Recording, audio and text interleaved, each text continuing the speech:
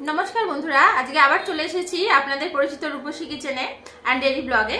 আজকে আমি আপনাদের জন্য সবার জন্য বানাবো একদম 5 মিনিটে মুখ একদম জিভে জল আনা একটা পায়েস। এবার ভাবছেন তো 5 মিনিটে কি করে পায়েস বানাবো।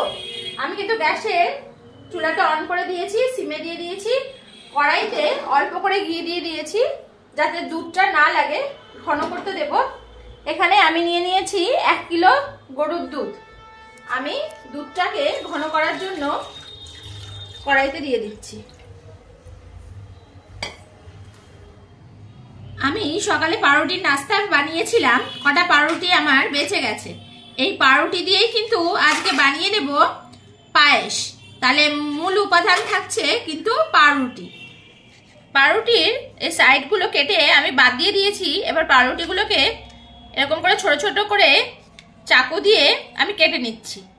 পাউরুটিগুলোকে পরিষ্কার করে টুকরো করে নিয়েছি, সাইডের কর্নারের কালোগুলো বাদ দিয়ে। এবার আমি হাতে একটুখানি এরকম করে গুঁড়ো করে নিচ্ছি।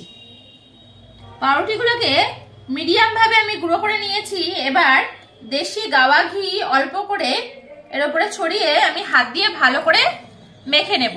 আর আমাদের হয় কি, সংসারে সারাদিন কাজ করার পর রাত্রিবেলা কিন্তু বা দুপুরবেলায় একটু খাবারের পর মিষ্টি খেতে ইচ্ছা করে, মিষ্টি মুখ করতে ইচ্ছা করে, কিন্তু তখন আর সারাদিনের পরিশ্রমের পরে না আর তখন হয়ে ওঠে না রান্না করা।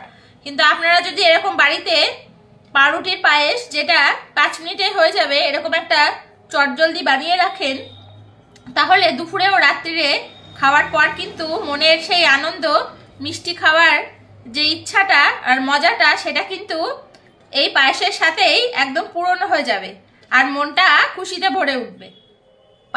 পাউরুটিতে গুঁড়োতে আমি ভালো করে ঘি মাখিয়ে নিয়েছি। এবার এই যে মিক্সারের মধ্যে আমি এই পাউরুটির গুঁড়োগুলোকে দিয়ে দিচ্ছি।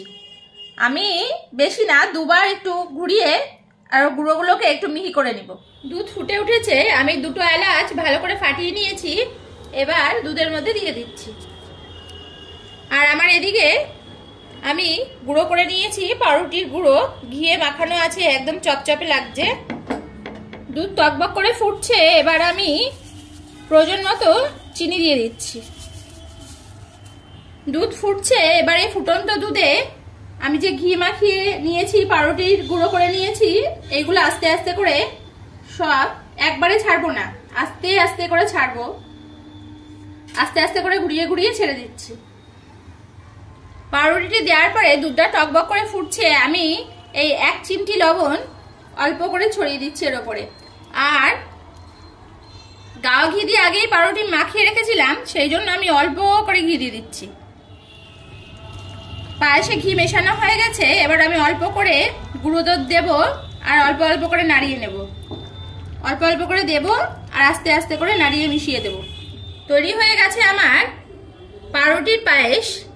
এবার আমি পায়েসটাকে ঢেলে নিচ্ছি থালায়। এবার আমি সুন্দর করে সাজিয়ে নেব। আমার পায়েসটা তৈরি হয়ে গেছে। এবার আমি চেরিগুলোকে মাঝখান থেকে কেটে নিয়েছি, সুন্দর করে আমি সাজিয়ে নিচ্ছি। এক একটা চেরিকে মাঝখান থেকে 2 ভাগ করেছি আর বড় চেরিগুলোকে মাঝখান থেকে 3 ভাগ করেছি, করে আমি এরকম সুন্দর করে সাজিয়ে নিচ্ছি।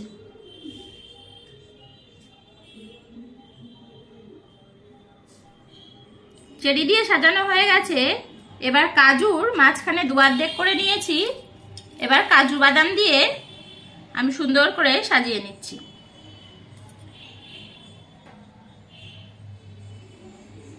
3টে আমন্ড বাদাম আমি চাকু দিয়ে স্লাইস করে কেটে নিয়েছি, নিয়ে এবার সুন্দর করে সাজিয়ে নিচ্ছি।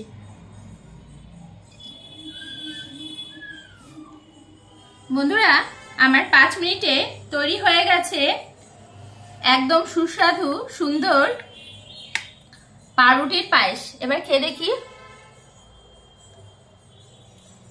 এত সুন্দর হয়েছে, খুব খুব খুব সুন্দর হয়েছে।